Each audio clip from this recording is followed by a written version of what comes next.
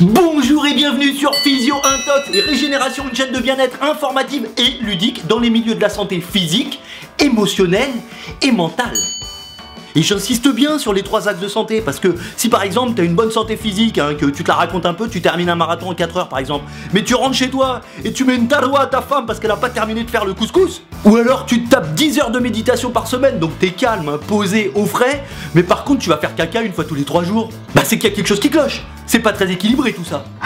Et aujourd'hui, on va essayer de se fabriquer un mental d'acier grâce à un outil de développement personnel purement spirituel, mais qui est super cool. C'est la pensée positive, un réel pouvoir de création de notre être et de notre environnement. Et là, j'entends déjà les petits sceptiques en train de me dire la pensée positive, ah oui, mais carrément, oui, carrément, oui. Non, mais vous êtes débile, monsieur. Vous êtes totalement inconscient. Vous avez vu les infos, vous avez vu ce qui se passe à travers le monde. Comment vous pouvez être positif avec les guerres, les conflits, les problèmes économiques, les problèmes écologiques, les problèmes de santé, et puis l'humain ne communique plus. Les enfants ne parlent plus aux adultes d'ailleurs. D'ailleurs, mon enfant ne me parle plus. Ah, il s'enferme dans la chambre pour jouer à Call of Duty. Et puis ma femme, elle est partie.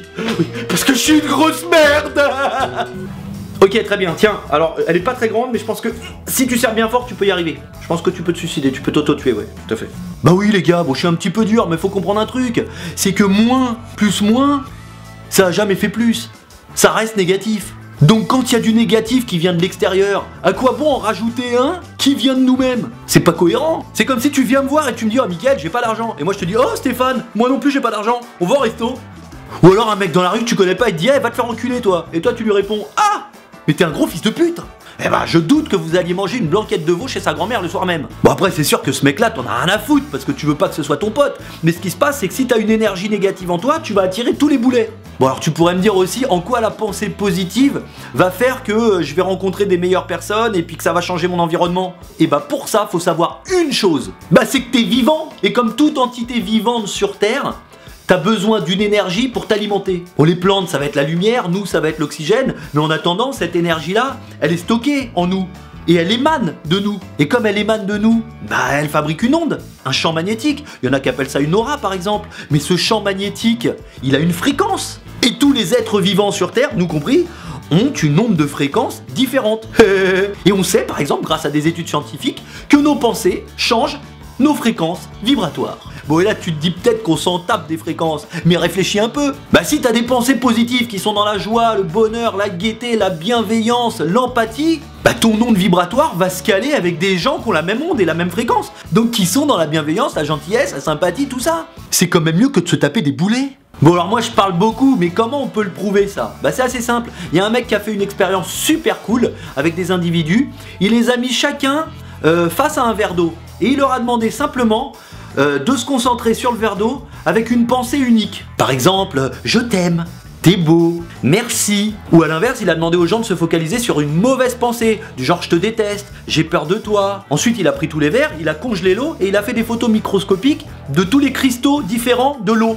Et il a constaté un truc complètement ouf. C'est que la composition chimique, la composition moléculaire de l'eau n'a pas changé, ça reste de l'eau.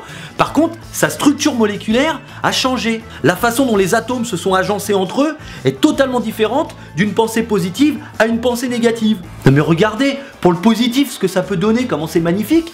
Et puis d'un autre côté, pour un truc négatif, c'est super laid.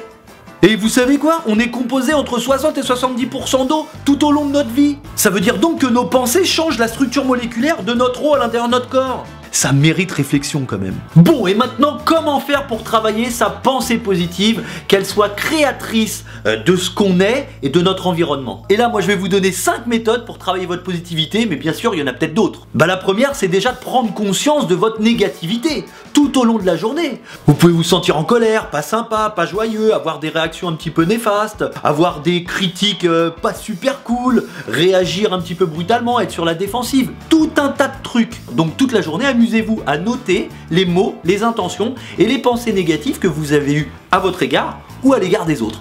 Ensuite, la deuxième chose à faire, c'est d'arrêter de se nourrir de cette alimentation négative de notre environnement, de notre entourage. Parce que de la même manière que vous alimentez votre corps et votre organisme d'une alimentation saine, et ben vous devez alimenter votre cerveau et votre mental de pensées saines. Vous pouvez arrêter de regarder les infos par exemple. Vous n'êtes pas obligé de les regarder tous les jours, 3 fois par jour. une fois toutes les semaines, ça suffit. Ça tourne en rond de toute façon, c'est un cycle. On est en guerre depuis la nuit des temps. Évitez certains documentaires qui mettent le moral dans les chaussettes et allez vers des documentaires qui vous apportent de la joie, du rêve, qui réveillent des passions, des choses positives. Vous pouvez en profiter aussi pour faire un petit ménage dans votre entourage. Tous les gens qui sont néfastes, hypocrites, dont vous n'avez pas confiance, ou qui sont trop dans la médisance, la colère ou le mépris, ou qui vous poussent tout simplement vers le bas. Ça veut pas dire qu'il faut les oublier, mais il faut les mettre un petit peu de côté pendant que vous faites ce travail sur vous-même. Parce que sachez une chose, la négativité, elle est contagieuse. Vous avez pas remarqué quand vous passez la soirée avec des gens qui sont dans le bad ? À la fin de la soirée, soit vous êtes comme eux, vous vous êtes mis sur la même fréquence, soit vous avez envie de les tuer, soit vous avez envie de vous suicide. Pour du développement personnel, c'est pas très constructif. Et si vous arrêtez de passer du temps avec ces gens casse-couilles ou à regarder la télé, des trucs qui servent à rien, là vous aurez du temps pour aller vers des choses qui sont plus alignées avec vos envies, vos rêves et vos désirs. Un nouveau sport, une nouvelle activité, de nouvelles passions, des rencontres plus constructives et forcément une meilleure onde vibratoire. La troisième chose maintenant à faire, qui selon moi est la plus difficile, c'est d'arrêter de parler de nous-mêmes et des autres par la négative. Au lieu de vous exprimer avec des mots négatifs, exprimez-vous avec des mots qui sont neutres. Et en prenant l'habitude de faire ce petit exercice, vous allez gommer tout simplement les petits blocages que le subconscient a créés à cause de vos mauvaises habitudes. Oui, parce qu'on a tellement pris l'habitude de se valoriser par rapport à quelque chose ou par rapport à quelqu'un qu'on a perdu toute objectivité. Par exemple, vous venez d'échouer à un examen. Au lieu de vous dire « Oh là là, j'ai été nul, je suis une grosse merde », vous pourrez vous dire « J'ai fait de mon mieux » et je ferai mieux la prochaine fois en travaillant davantage. Au lieu de penser et de dire de quelqu'un qu'il est moche et con, on peut se dire c'est pas mon style physique et on est incompatible mentalement. Si ça marche pas sentimentalement avec votre petite copine et qu'elle vous largue comme une merde, au lieu de vous dire que vous êtes un bon à rien, vous pourriez tout simplement vous dire que vous avez fait de votre mieux et qu'elle n'était pas faite pour vous. Et en parallèle de tous ces petits exercices, amusez-vous tous les soirs à noter les choses positives que vous avez vu dans la journée. Même si c'est des trucs super banals, du genre le sourire d'un enfant qui court après un ballon, la sensation du soleil sur votre peau qui vous fait du bien, une remarque ou un compliment que quelqu'un vous a fait dans la rue, ou la sensation de bien-être que vous avez ressenti après avoir fait l'amour. Plein de petites choses qu'on oublie parfois et qu'on pense anodines, mais qui avec l'accumulation nous rend super heureux. Ayez de la gratitude pour toutes les choses que la vie vous offre. Ça veut pas dire qu'on oublie la faim dans le monde et les problèmes politiques, ça veut juste dire qu'on se fabrique un bouclier pour avoir plus d'énergie intérieure. Et puis dernière chose, croyez-y, croyez en vous, croyez en ces pensées positives et constructives. Oui, parce que c'est important d'y croire. 30% des guérisons se font avec l'effet placebo. En gros, on va te donner un médicament, on va te dire tiens, ça c'est le médicament qu'il te faut pour guérir cette maladie, et puis une semaine après, tu n'auras plus cette maladie. Alors qu'en fait, le médicament il était vide, il n'y avait rien dedans. Et ouais, c'est ton esprit et ta pensée qui a été créatrice de la guérison. T'y crois ça?